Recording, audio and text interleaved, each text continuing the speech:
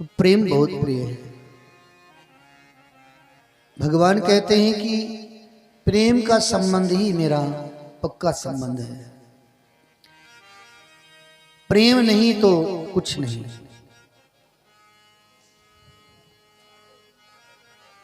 श्री सुखदेव जी महाराज जी ने परीक्षित जी से कहा कि भगवान का नामकरण हुआ, भगवान अब धीरे धीरे बड़े हो गए।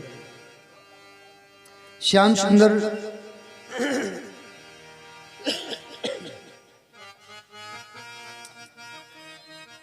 आज कन्हैया को छोटे छोटे बछड़े चराने के लिए नियुक्त किया गया। 2 वर्ष के हो गए कृष्ण। कन्हैया ने आज कहा, मैया अब मैं बड़ा हो गया हूं, हम और दाऊ दोनों बछड़े चराया करेंगे। दोनों को वत्सपाल बनाया गया।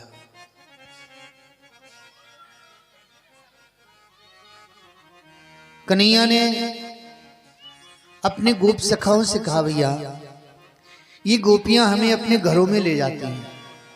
पहले तो बड़े प्रेम से ले जाती थी, खूब माखन खिलाती थी, प्रेम करती थी, हमारा श्रृंगार करती थी।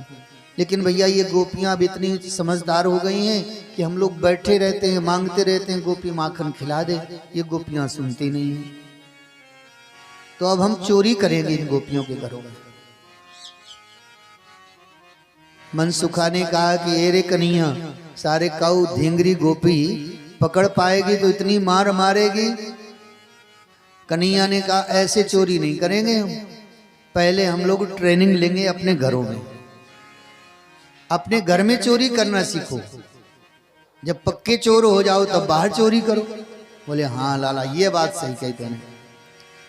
तो अपने अपने घरन में चोरी करो पहले, तुम लोग न करना अपने घरों में चोरी। कन्हैया अपने सखाओं से कह रहे हैं कि अपने अपने घरों में चोरी करो। सबने अपने अपने घरों में चोरी करी। महाराज काऊ की मैया पकड़ लिया तो इतनी मार मारी कि पीठ सूज गई, काऊ का गाल सूज गयो। सब बेचारे पहुंचे कन्हैया के पास, बोले लाला तैने अच्छी बात कही, हमने चोरी करी, हमारी मैया ने इतनी मार मारी, देख हमारी पीठ। काऊ गाल फुलाए घूम रहा हो। कन्हैया ने कहा तुम सब कच्चे चोर हो, मैंने घर में चोरी करी, मेरी मैया तो मुंह को न पकड़ पाई। लाला तू पक्को चोर, हम कच्चे चोर, याते या मंडली के सरदार तो तुम ही रहोगे कृष्ण। कन्हैया ने एक मंडली बना दी, उस मंडली का नाम रखा बाल गोपाल माखन चोर प्रचार मंडली। माखन चोरी का प्रशिक्षण देती थी ये मंडली। कन्हैया ने सब सखाओं की विशाल मंडली बनाई और जिस गोपी के घर में घुस जाए तो आकी न मटकी बचे न मक्खन बचे। मटकी को फोड़े, क्योंकि मटकियां भी बहुत बड़ी बड़ी रहती थी ना उस समय की, क्योंकि मक्खन ज्यादा होता था ब्रज में। और गोपियाओं की मटकी महाराज 4-4 फुट की ऊंची मटकी रहे, खूब भर दे में महाराज 1-1 कुंटल मक्खन भरा रहा, एक मटकी में इतना मक्खन होता था। कन्हैया उन मटकियों के अंदर से मक्खन नहीं निकाल पाते थे, मटकी बड़ी थी, कन्हैया छोटे थे। तो कन्हैया क्या करें कि पत्थर एक लुड़िया लेवे हाथ में और मटकी को फोड़ देवे। जब मटकी फूट जाए तो खूब बढ़िया मक्खन खाए। इस तरह से कन्हैया ने गोपियों के घर में घुस करके माखन खाना शुरू कर दिया।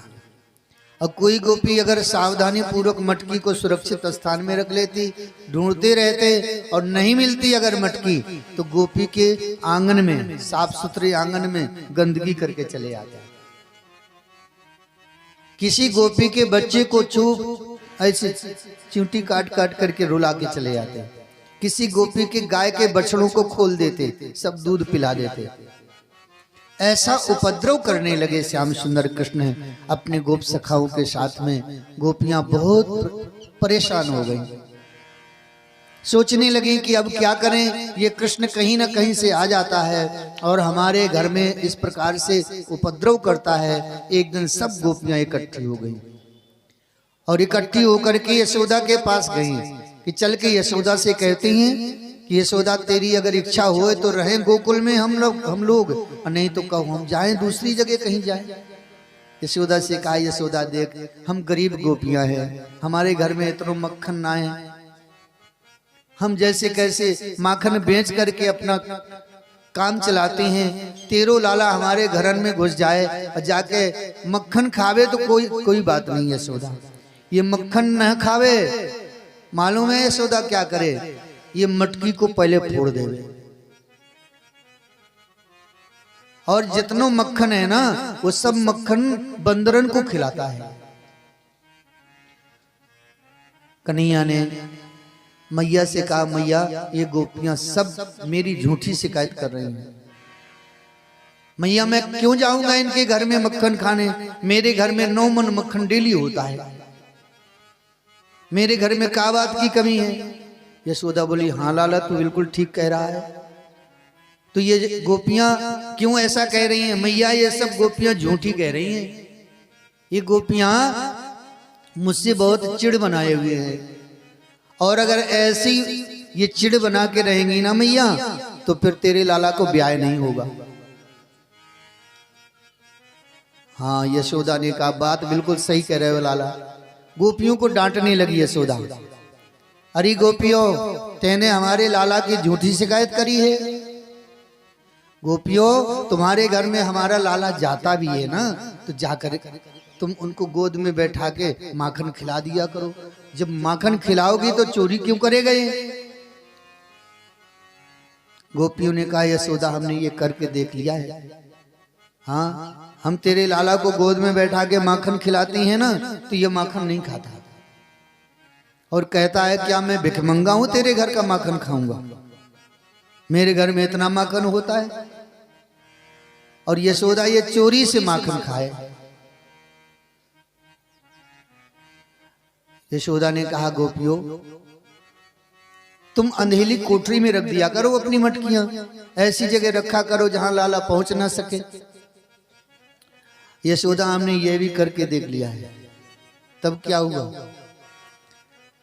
गोपियों ने कहा यशोदा हम जब अंधेले में मटकी रख देती हैं ना तो तेरे लाला के हाथ में जो कंगन है ना इसमें ऐसे मणि जटित हैं कि उन मणियों के प्रकाश से ये मटकी खोज लेता है। अच्छा तो एक काम करो गोपियों, ऊपर छीके में रख दिया करो, ये छीके में ऊंचे छीके में रख दिया करो। एक गोपी ने कहा यशोदा हमने ये भी करके देख लिया है, हमने ऊंचे छीके में जब रखा ना मटकी तो तेरा लाला जाता है, जो तूने लकुटी दई है ना यके लकड़िया, वो लकड़िया से नीचे से मारे ठोकर और मटकी फूट जाए, पूरा मक्खन नीचे गिर जाए।